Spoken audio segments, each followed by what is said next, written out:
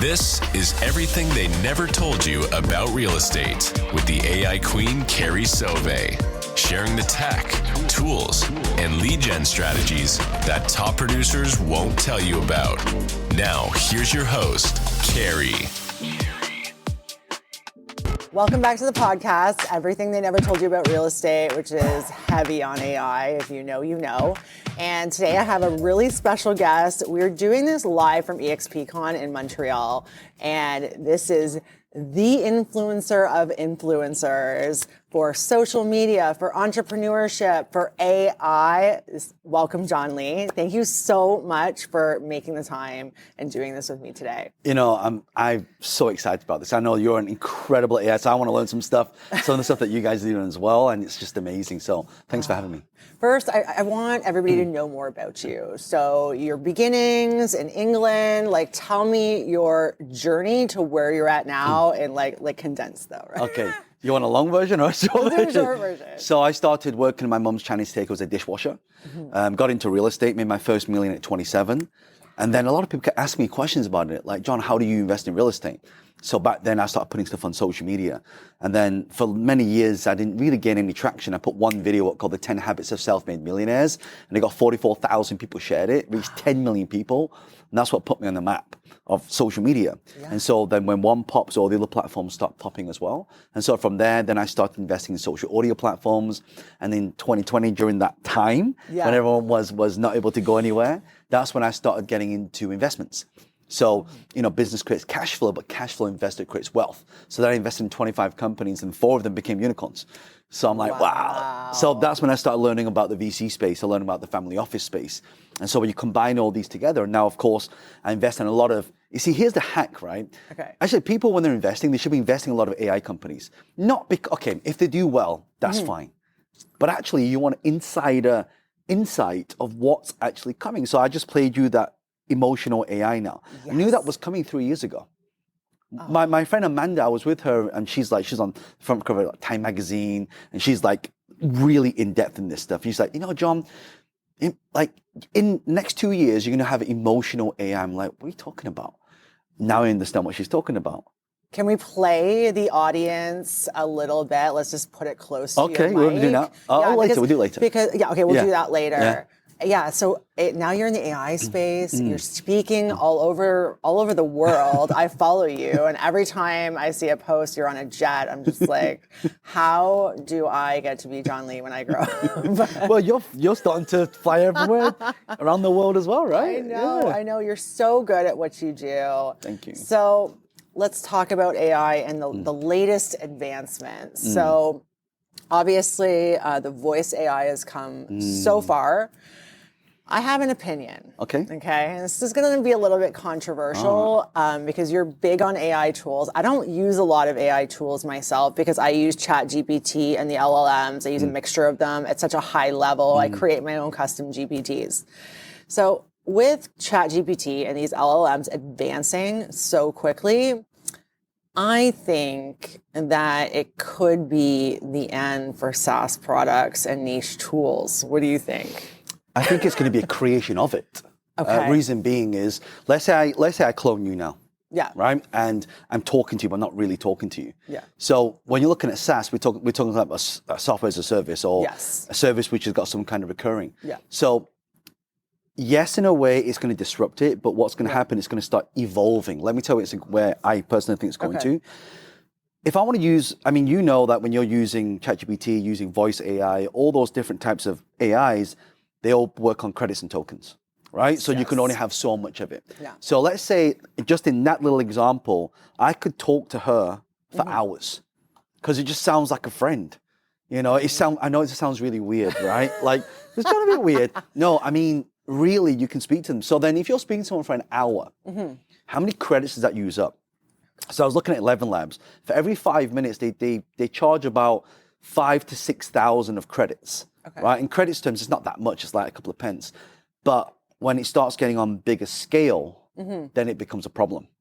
Yes. Right? So that's why if you're looking at, where it's going to evolve to, we're going to go from SaaS into tokenomics.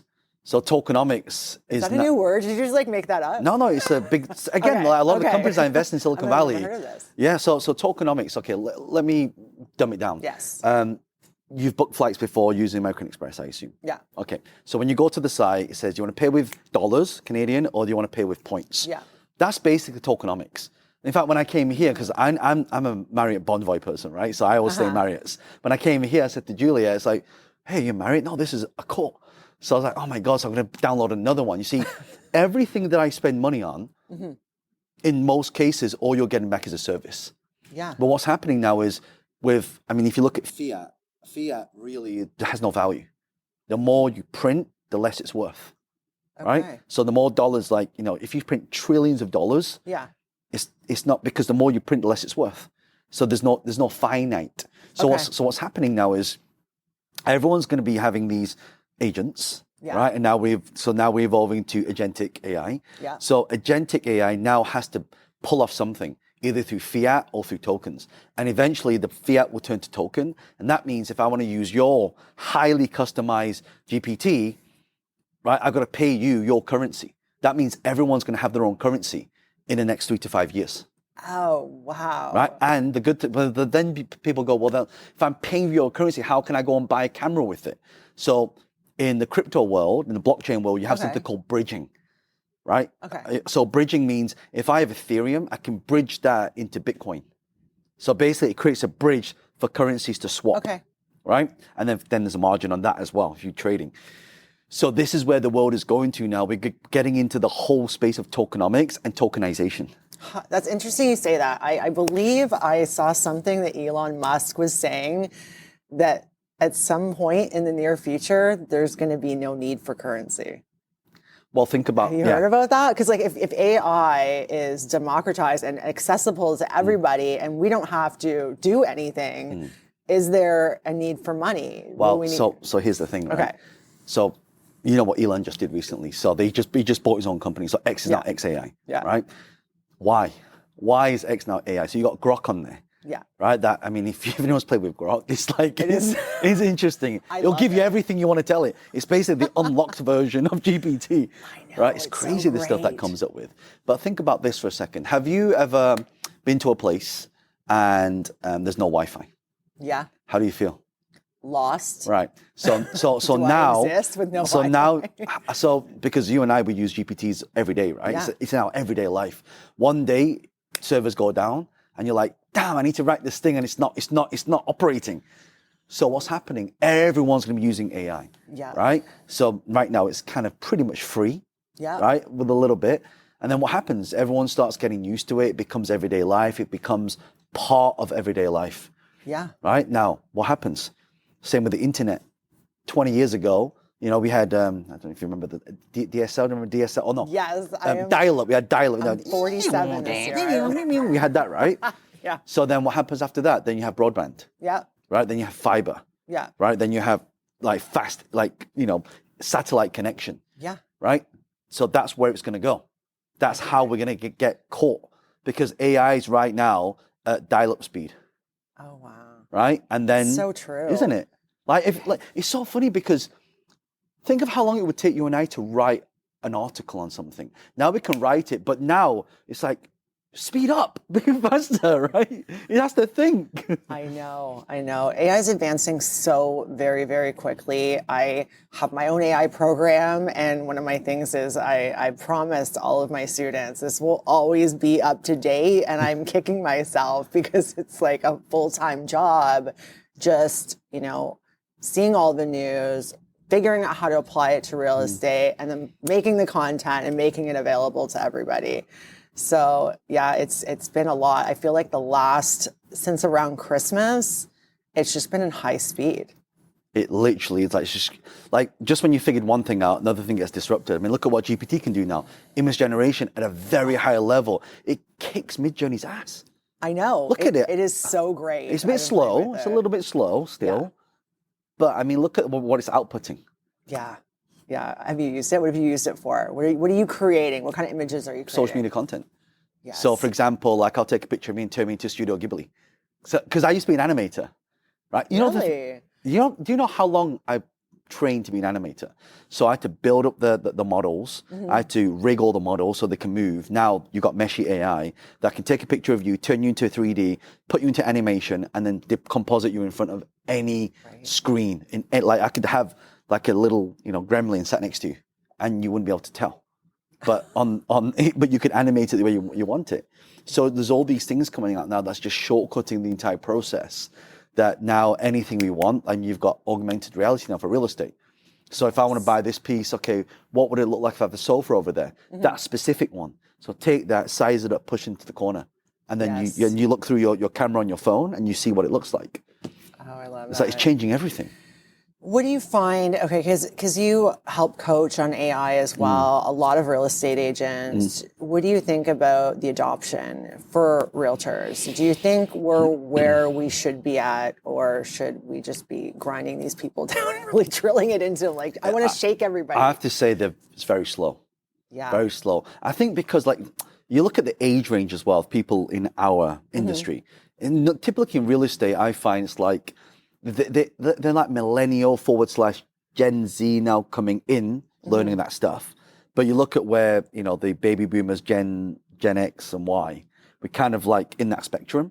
Yeah. So unless you understand technology from like my daughter, like she, at 1 year old, she knows how to skip ads.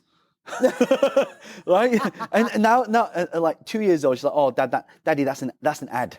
Right. Yeah. So they're smart. Like they know this stuff. Yeah. But I definitely see with the whole real estate industry, it's definitely a lot slower uptake than say if you're doing online marketing or if you're doing like agency stuff. And like, I get it. There's some agents that are just like, I don't need to be more efficient. This is not interesting me right now. But what I'm trying to push and focus on is like AI search engines and AI search agents. This is detrimental to your business. Like, you are not going to exist pretty soon if you aren't using AI and you're not recommended by AI search engines. So let's talk a little bit about that, because, okay, it came out, the AI search first, ChatGPT search came out, what was it, like September or something? I remember being on stage in August and I was talking about it, and I'm trying with ChatGPT to figure out what do I need to do to be recommended by this new search engine that doesn't even exist right now.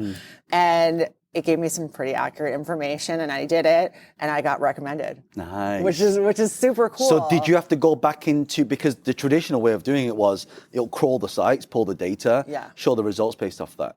So did you have to go back to all the old files and input in order for it to be recommended again? No. I did it through massive amounts of content creation and branding. Because I think that's the easiest way for normal people who aren't tech savvy to really try to get recommended, right? Because SEO is changing.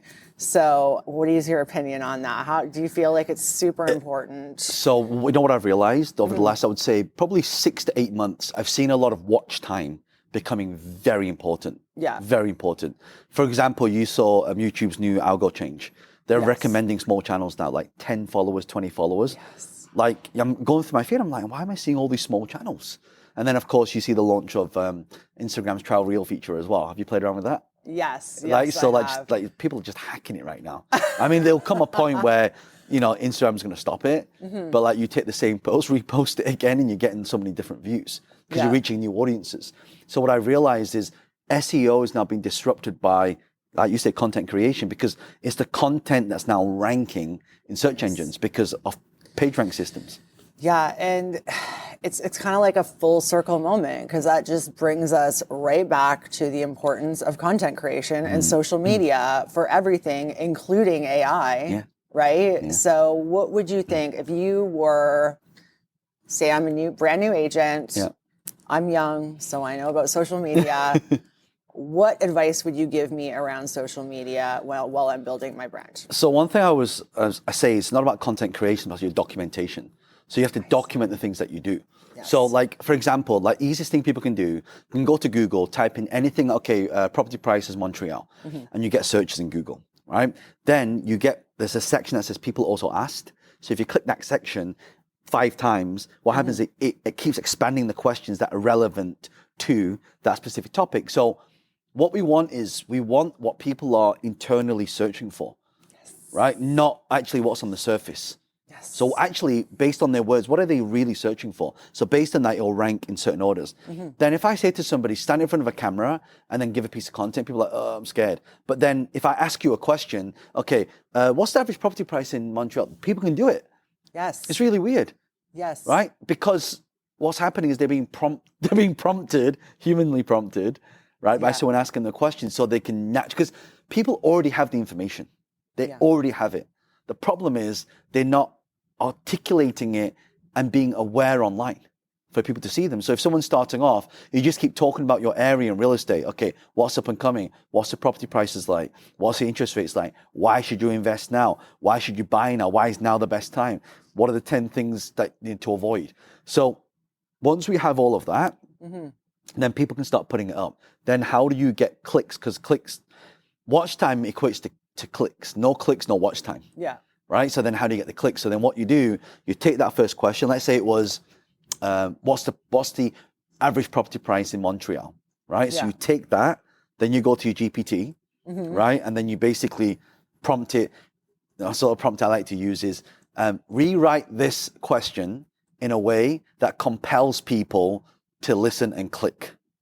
Compels. Yes. When I put the word compels in, oh my God, then I get like 4 different variations or 5 different variations. So then what I'll do is I'll weight each one of these phrases. Yeah. Right? And then I'll say, okay, based on your mass internet knowledge, right? Which of these do you think are likely to go viral and why? So then it'll pick one for me to see. And I've done this a few times and it's about 9 times out of 10 it gets it right.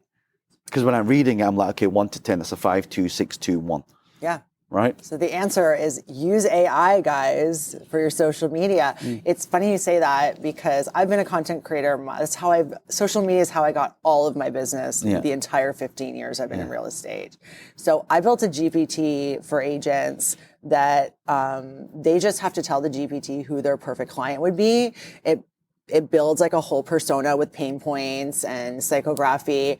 And then it gives a list of the questions that they're actually searching online. Because my belief is that you just need to win at social media, you just need to know who you're talking to, like know them on a deep level and answer the questions that they're searching for online in an entertaining way. Yeah. Right? So it does it all for them. And it's funny because my GPTs have evolved so much. And now it's got so much data input there as well. Yeah. Like your knowledge base is building up specifically home to that's amazing. Yeah, 100%. And now I think it's also really important to guide the user through the whole process. So one of the main problems I'm finding with agents in particular of the adoption of AI is they don't even know what to ask for. Like, it's not about their ability to use AI. It's like, what do I use it for? What am I asking? So now I've got these foolproof GPTs that are push click, one button click to start it. And the GPT tells them, this is what I'm going to do for you today. Answer these questions so I can start. And that's been really helpful as well. So AI tools. Let's talk about AI tools. Give me your top 3 that you can't live without personally. Not that you would recommend. I want to hear like what you can't live without. Okay, number 1, VoicePal. VoicePal. Yeah, VoicePal AI. Why? Because, sometimes we just have a lot of ideas in our head. Right, but we don't articulate it. Like we know, like for me, I'm dyslexic, so I don't like to write. Yeah, you check my social media, I've got like all spelling grammatical mistakes in all my posts. Some posts are like I had 10 million views on it, right? It's like spelling mistakes. Actually, it's funny because when people comment, you can't spell, that's a comment that goes in. Now I've got engagement. Thanks for bumping my post. Right. So VoicePal is definitely one I love to use. Why? Because I can articulate myself very freely and it will basically take my jargon in mixed form and then make it right in a very succinct way. And it's not hallucinating or anything. It's exactly how you're saying it. Wow. Right? So now how do you make content true without plagiarism? Because people always worry about, but it's not my work. It's taken from other people's work. This is how you foolproof it. You VoicePal it and then you GPT it. Now it's your voice. Ooh. Now it's your content. I love right? that. So it's real. It's not been hallucinating. It's not writing for you. So voice pal is what I use every single day. Of course, I want to include the chat GPTs because people, everyone uses that, right? Yeah. So captions. That's my favorite. Yeah, it's your favorite, right? I talk about it all the time. So captions is one of the best features I like on captions. The reason why the avatars look pretty real is because we got the AI echo feature. Have you tried that? No, and yeah, I've always gotten around. I'm not comfortable with video. Right. Okay, I'm just like everybody else. I'm not comfortable with video. So anything to do with video, that's the last thing that I'm adopting. That's just a personal. It's a little tick of mine. So But captions will clone you, and basically yes, you don't have to do any video. I know. Right? So you just get your GPT, just connect it with make.com or something like that. Connect it all together and you just prompt it. So have you played with make.com recently? Have you tried connecting things together? So I use Zapier. Okay. That's Zapier is good as well. always going to be my go-to. I actually use the custom GPT that Zapier built because I can say, hey, is it possible for me to build out this automation? It'll say yes, and here's how you do it. But would you like me to do it for you? Just click this button, and it actually connects to my account and builds it out for me. But the reason I like it so much is because when I get stuck on mapping, because I have no tech background. This is something about me. Like I am bad with computers. When I get stuck on mapping, I can go back in and say, what the hell is a client ID? Where do I find, you know what I mean? And it will tell me and help me fix it. Nice. But make.com, just for those of you who don't know, is like Zapier. Most actually like it a lot more, I've found. Yeah, I mean, you can use it like N8, N8N? No. Which is like a really advanced one, but you need coding skills for that. Okay, that is not me. But that is like I know I don't use it either. So I love captions because we can use AI echo. So our avatars look about 95%. Okay, so what is AI echo? Explain this to me. So you know your avatar sometimes they look really robotic, right? Yeah. Right, and although now you capture mouth movement, mannerisms, different plates that you got in the background. Okay. But it still kind of doesn't sound like you. It sounds kind of like you. The AI echo sounds 95% like you because what's happening is you record a voice note. Okay. So the voice note goes into captions and it basically renders it off of that. So it's basically your voice talking. Oh, wow. So then people can't really tell the difference. And to a trained eye, obviously, like us, we can. Yeah. Right? But Joe Public, like I show my mum, it's like, oh, that's really, mum, that's not me. I'm going to use it. You know what? I'm going to use it this week. So everybody that's watching this or listening to this, go check out my Instagram next week because I'm going to be playing around with this. Yeah, so captions, I like that for that. But also it's good for people, like you can just run ads and then just see what it looks like. Yeah. Like just take a URL and then like pull the details from it. So that's pretty good. Yeah, it has so many features, and they're always having new ones. That's why, like, I actually belong to their Discord group, so I get like all the alerts and they actually encourage users to submit requests for new features, and they follow through on a lot of those. So I think it's a really good company. And like one of my big beliefs with AI is there's so many tools. Some of them could be great today, but tomorrow they're going to be crap and they're going to be useless. Yeah. So I feel like align with a company that is quick to make improvements and advancements as opposed to the tool itself. Like that's how I look at it. Yeah. Okay, so and the next one, absolutely, 11 Labs. 11 you have to. I mean, like the conversational AI is still currently one of the best in terms of knowledge base to actual execution. Is really fast. So we can take a whole video that I've created, put that into an 11 Labs, and that becomes now training. So one thing I realized actually, so you asked about is SaaS can be taken out? Yeah. It's the repackaging of old things into new things is where the money will be. I'll give an example. Okay. So maybe I can play an example. If the internet is good here, I can play an example. So people ask me all the time, oh, John, I want to travel around the world. How do design a speaking presentation, right? So I put the video training, the whole course that I did, the whole keynote that I did, the whole workshop that I did, basically transcribed it, used Descript, turned it all in word for word, took the Descript, cleaned it up, put it into a knowledge base, basically just drag and drop, right? And now it can crawl the data. So I should be able to talk to me, but train me on how to become a speaker. So let's see if it works. Get out. Yeah, let's see. Hi, this is John Lee, well, the AI version of him. I am here to help you with your speaking skills. Ask me any questions about John Lee's 7-figure speaking template. So I'm just about to give a keynote at EXP in Montreal, and I want to talk about why people need to become a property investor. That's awesome. I'm excited for you. So you're giving a keynote at EXP in Montreal about property investment. What's the main message you want to convey? Are you focusing on the benefits of investing, the current market trends, or something else? Well, actually, I want to talk about why it's so important to recruit people into your organization, but also have a systematic way to do it. That's a great topic. Recruiting is the lifeblood of any organization, especially in real estate. It sounds like you want to inspire people to build their teams while also giving them a clear strategy to do it. So, well, actually, John, I already know your first 3 steps of your presentation template. Can you just give me number 4? Like, what's number 4?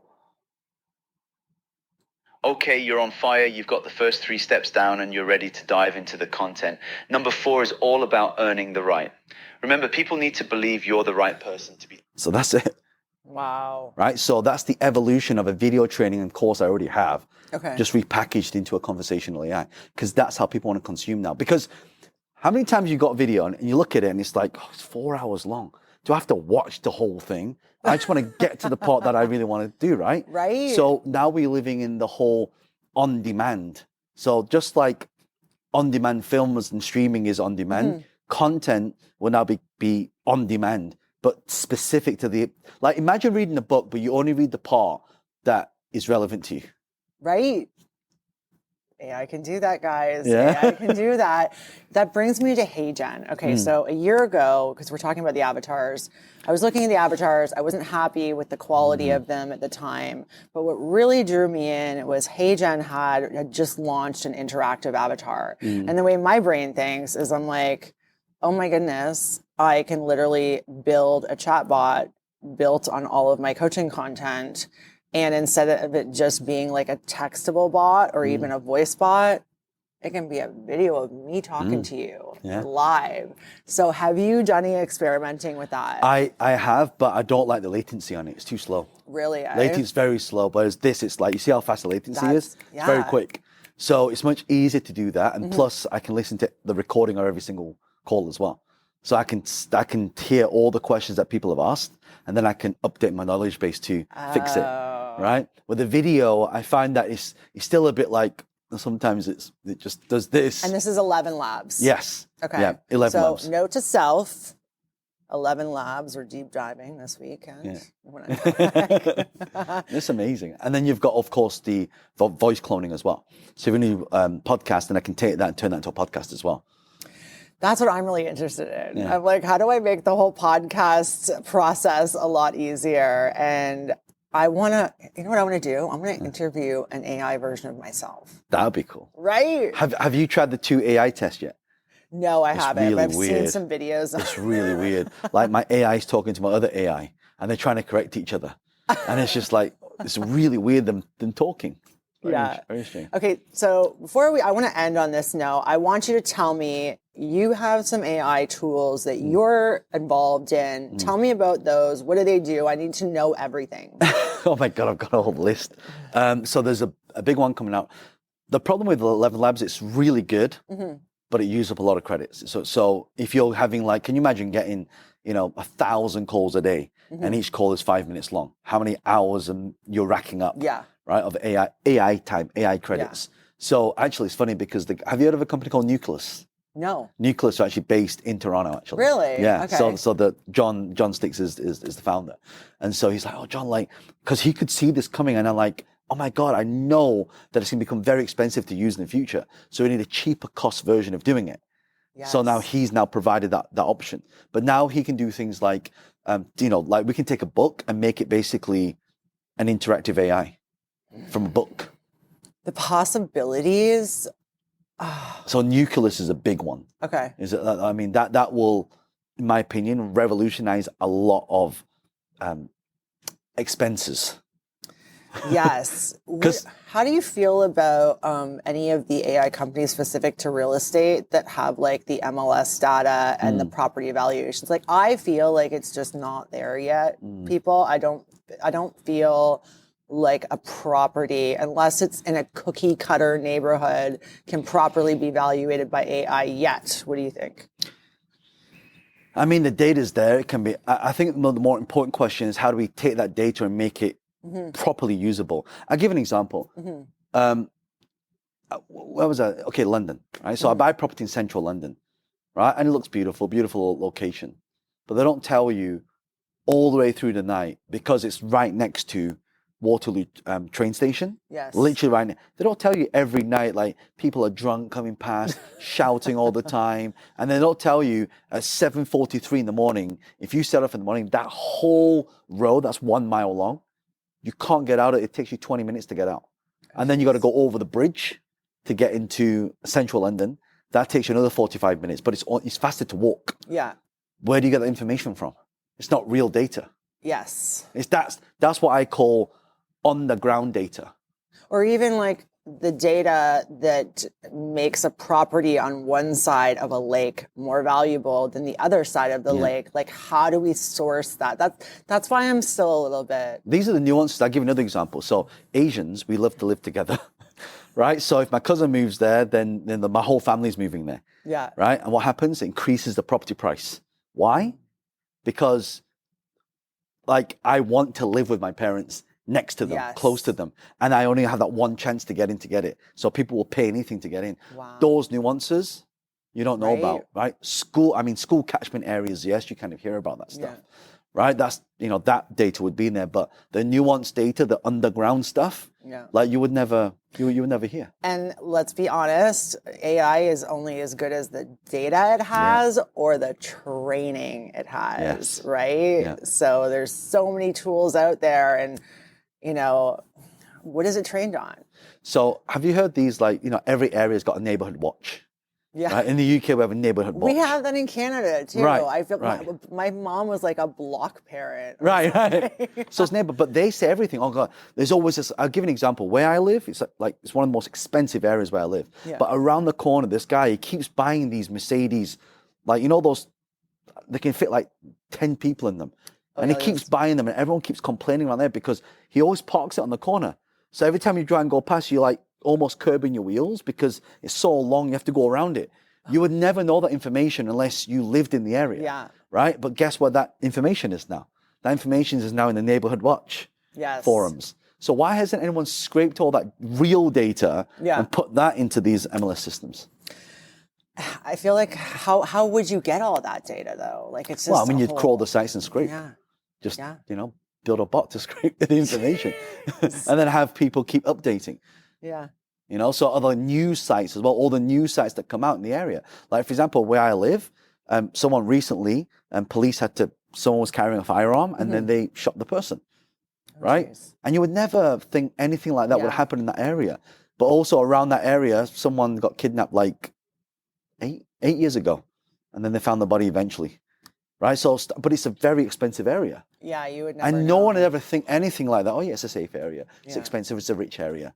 But now, imagine if I had an AI that said, puts in a postcode and say, tell me, have you done the test where you go to your own ChatGPT and you've been feeding it all this information and you say, tell me 10 things, blind spots that I'm not seeing right now. Have you done that? And it gives you all the information. Imagine how we can do that with an area. Tell me the 10 blind spots of this zip code. I love that. This person got kidnapped on this day. This person got shot. This all the crime. Then you would feed that with all the crime reports and things like that, like real data, not just published data. Question: you've got to have some kind of tech background. I don't. I have no tech background. Really? No. You sound like it. You know a lot. You know a lot about a lot. I just learning. I'm like, and this is the thing. Carrie, is that a lot of the times if people don't learn this stuff, and that's why I'm so happy I get to do this live with you because, you and I are the same, people need to learn this stuff. Yes. Otherwise what's going to happen is that skill gap is getting bigger and bigger and bigger and bigger and bigger and bigger. Right now we're still kind of at the start, right? But the longer people wait, the more they get left behind. They'll still be using, ChatGPT and not the advanced operator version of ChatGPT. You see what I mean? What do you think about Operator, by the way? We're just going to go past our 30 minutes because this is too good not to. Yeah. I think it's incredible. I think it's Yeah. incredible. Do you remember in the last talk that we did in Miami, or five, I was talking about Yeah. Nova, right? So Nova stands for Next Generation Optimized Virtual Assistant, right? So okay. basically, look at all my stuff in there. So, I like Chinese food. So I'm like, okay, what kind of Chinatown's just down the road from here? So, but the thing is, I have to go to Google. I have to look at Chinese food. I have to look at the reviews, look at what time it opens, and then I've got to go and make a booking. But imagine now, I just give it one prompt, and the prompt could be Chinese food. And then Nova knows to go to operator, open Perplexity, look at all these different sites, look at what ratings they are, look what time they're open, look at my preference. Is it real Chinese food or is it fake Chinese food? Yeah, there's a thing, right? Acid test is like, are there Chinese people in there? Yes, that's real Chinese food. So then it can just book it. Yeah. Right? Then I don't have to do all that manual stuff. Yeah. What do you think about the $200 a month price tag attached to it? It's very worth it. I think it was Sam Altman said something about launching AI agents that would be, thousands of dollars a month, but could literally replace high-level jobs, right? I'm all about it because look at how much you would pay a real person. That's right. We're still leveraging, and yeah. Well, I mean, price is what you pay, value is what you get. It's like, how do you justify the price? Like, I think $200 is cheap, actually. It's very cheap. I think so too. It's way too cheap. I think so. Like, it can do things for you. The question people have to ask is, how important is your time? And how valuable is your time? Yeah. And if the time can be saved by someone just searching the internet. Even things like, the AI haggler. Have you tried the AI hagglers? No. Next time you book a hotel, use AI haggler. It'll call the hotel and it'll haggle down the price for you. No. Yeah, it's insane. Husband, take note of that. AI haggler. So imagine you install AI haggler every time you go on a holiday. Want to go Disney World, right? And then the AI haggler will do and it will negotiate the price down for you. Wow. Yeah. I really want to connect you with somebody, Pavan Agarwal. He's built a free AI. He's in the mortgage industry in the US. I don't know if you guys know him, but he's built a free AI. And one of the features, it's not only going to underwrite deals and approve people based on the data alone, like no ethnicity issue. No bias. Exactly. But it also is going to call your creditors and negotiate whatever you owe to improve your credit rating. And he's like, imagine an AI that's just like not going to give up. Like these humans, like they're done. So I want to connect you with him because he's doing some really amazing things. So I'm going to do that. Do you know what I think about the real estate industry? It's very slow. Like I'm not sure about the US. I'm talking about the UK here. Take a guess how long it takes to transact, complete an exchange on a piece of property on average. Take a guess. I don't know. Maybe like a couple weeks. 6 months. What? 3 to 6 months in order for you to complete. Wow. So I have to go and do a viewing. Yeah. I have to, and this I'm talking about the UK here. You have to accept my offer. And by the way, at which point, any time between that transaction of those 3 to 6 months, you can change your mind. Yeah. Really? And there's there's no repercussion. So I could have spent all my money on the, moving, and I could have bought another place, put the deposit down. You can say, actually, I'm not selling, and there's nothing you can do. No consequences to that. There's no repercussions. That's one thing. Second thing is lawyers, right? Dealing with lawyers. Obviously, they're billable hours, but now with AI, you can punch a few things. It can write stuff up for you. But why does it still take so long, right? It's not like. If you transact my deal, but you only spend an hour on it and you charge me that fee that you're going to charge, people go, well, it's only an hour, right? So they're incentivized to billable hours, right? So then you drag that out, then you've got the searches. The searches data's already there. Why does it take so long to complete? It should, like, I can now go to my bank account and transfer you $1 million for a piece of property in one click. So why can it not be done as fast as that? Yeah. So that's the thing that could disrupt the whole industry is like you take that very horrible, long-winded transaction and it's done. Oh, wow. That's If someone comes with that'll be $1 billion company. That'll be another unicorn. Okay, let's do it. Okay, so you told me briefly on the way up here about because I love funnels and stuff. Yeah, tell me about those. So salesfunnels.io is, every time I look at a business, the ones that make money is the ones that have a process in place to extract some kind of value in exchange for income, Yes. right? Funnels. But the problem is, you can't just have a website and then just have people go to the website and buy something. It doesn't work anymore, right? So then you could use social media that get people there. The work should be done on social media, and then they go there to buy. But they still don't buy because they have too many choice now. Yeah. So then what has to come up? So there's the saying, the fortunes in the follow-up, Yes. right? So that means when you go there, okay, if someone doesn't buy, okay, now it sends them an email.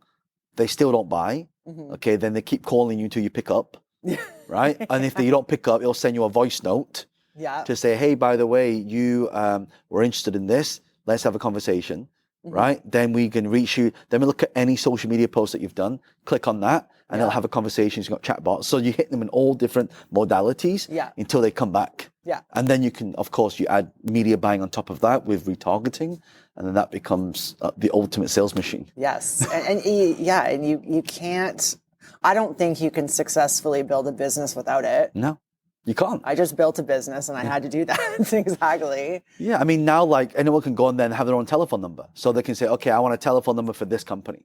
But that telephone number, so if you call it, right, it's AI talking to you. It's not a real person. So now every company now can have a personal assistant. Take messages.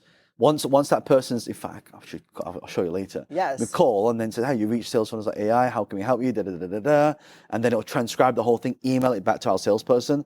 Salesperson can see everything, right? Put that data into your sales conversion AI to say, how will we build a script to get that person's attention? Then when you speak to them, they've got the script to close. Oh my goodness. I love that. Voice AI. Where do you think it's at right now? Because I wasn't happy with the capabilities of voice AI being able to act as an ISA for real estate agents or any company. So, but now you actually showed me something that sounded super real, and we're gonna listen to that. And what is this again? What So this one is called Sesame. Sesame. So it's kind of like 11 Labs, but it's got a lot of emotion. I mean, let me play so you can actually see. All right, check this out. Well, hey, look who's back. What you been up to since our last chat just a little bit ago? Well, you know I'm having a podcast with Carrie, right? Oh yeah, Carrie, how'd that go? Well, I'm actually demoing you right now, so you got to behave. Oh, my bad. Nope. You know I can't help but peek at the boiling point sandwiches people are talking about on the Elmo internet thingy. Think they like conversation as a side dish? Yeah, well, that's why we're having a conversation, because now we're seeing how real you are. Real enough to crave slightly overpriced existential angst in a bun? Okay. I'll keep it real. So anyway, I'm doing a keynote tomorrow at the EXPCon in Montreal. Montreal? Mm-hmm. Ooh la la. I haven't been there virtually in ages. What kind of keynote? Well, you know I talk about business stuff, right? Yeah, because who doesn't need a little existential dread with their quarterly reports, right? Come on, stop being sarcastic now. Okay. Pretend I'm all polished and professional. So business stuff. EXPCon. So I hear emotion in that. Yeah. So like I am thinking, as soon as you played that for me, I was like, finally, because as I'm in the real estate industry. I am a licensed agent. I have been against the AI callers for our business because I just felt like it wasn't there yet. So can this be attached to a calling system? Yes. Like, this is great. So this changes everything, and I think I need to try this out. And yeah, it just like now we're living in, like, if you think about it, like, have you seen the film, the series Westworld? Oh, I just have one episode. This was a long time ago, right? Okay, so Westworld, right? So if you look at humanoid robots, so robotics is, I mean, you've seen the ability for them to fall down and get back up. They can jump, they can run. Yeah. They've got full mobility. So that's not a problem. Okay, then how do we make them look real? So now Hollywood has figured out how to put skin on people, right? You know, like skin on, like animatronics. So I used to be an animator. So I see how they put skin on skeletons, right? So they can look real. So what is missing now? A brain. Right. Where does the brain come from? Your GPT and your knowledge base wrapped with emotional AI. Now that person how do you not sit next to a robot? I swear, I have this. I need to cut you open and check. I have this inkling. Okay. That Elon Musk is a robot. I'm kidding. Can you imagine? But that can, explain a lot. but can you imagine though? Like, imagine if there were real robots around and you wouldn't even know, Right? and they would just speak like you. And I think act like that's going to happen. you. It already is. So what are you going to do with all of your time when AI is doing absolutely everything for you in your life?